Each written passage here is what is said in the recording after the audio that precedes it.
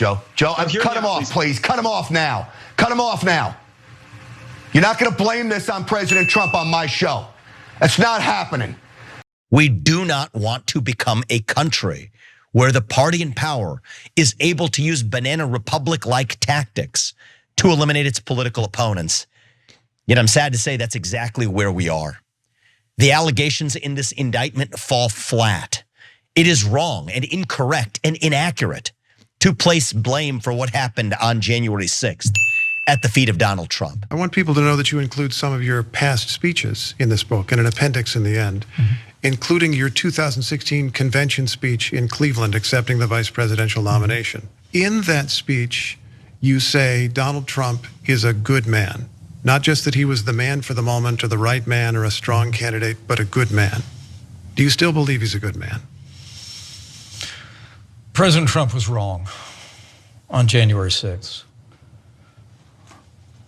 in arguing that I had the authority to overturn the election. But I'll always be proud of the record that we created for the American people, Steve. While you're proud of the record, you didn't just call him a good man again.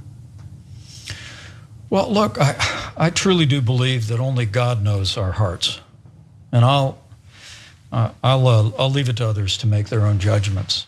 Certainly not all religious folks, but public figures who happen to be people of faith love to hide behind their religion. And in this case, you saw former Vice President Mike Pence using religion to provide cover for his pathetic cowardice, his unwillingness to just state the obvious about former President Donald Trump. Mike Pence is the world's biggest coward. That's so obvious. He tried to get you killed.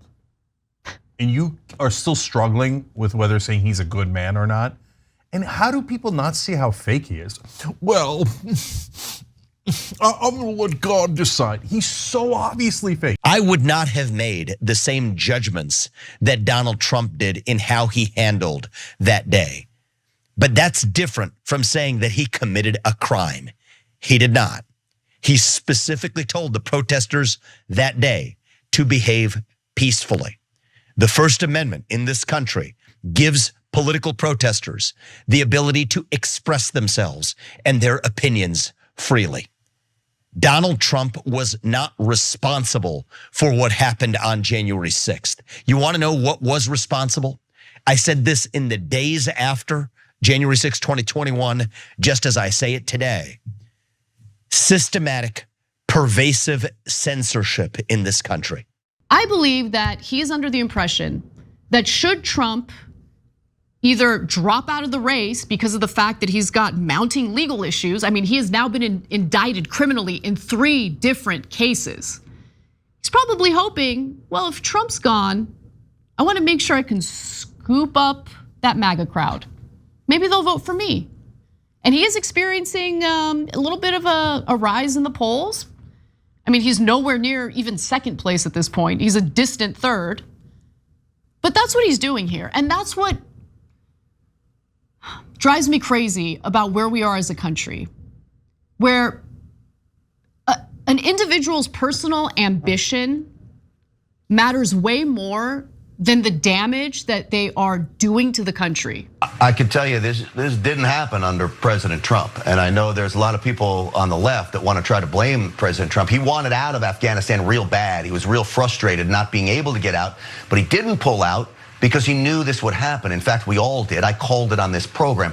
With due respect, Grant, I mean, like veterans, being one, right? And our friends are over there. Right. We followed this closely for multiple administrations, and we know the Trump's administration's efforts here were fairly weak. That they were trying to limit the number of people that would get out, and so there was coordination problems. Joe, I'm gonna cut you. I'm already weak. I'm already low on time, Joe. Joe, cut him off, please. Cut him off now. Cut him off now. You're not going to blame this on President Trump on my show. That's not happening. Now, I appreciate the work that you're doing. God bless you for being a veteran. God bless you for trying to get Americans out. But don't come on this program and take the talking points of the left and blame President Trump. That's not helping anybody. The Biden administration screwed this up from the very start. You know it, I know it, the country knows it. I'm mad about that, man, I really am. Catastrophe. Like, these guys are obsessed with Trump. They're in love. I mean, would that guy defend his mother with that kind of rage? I doubt it. Like, I mean, that was the mildest criticism of Trump I have ever heard in my life. That the guy just said in passing, previous administrations weren't great on this issue either, as he was hitting Joe Biden. Right. And this cuck over here is like, oh, how dare you? That's my beloved. That's our dear leader. We pray to him. We worship him, his feet, his ass. How dare you? Cut him off, cut him off. That was the mildest criticism I've ever seen. Oh my God, Donald Trump, I'm so sorry. I'm so sorry, Donald. No. I'll do anything, please come over. My wife's available.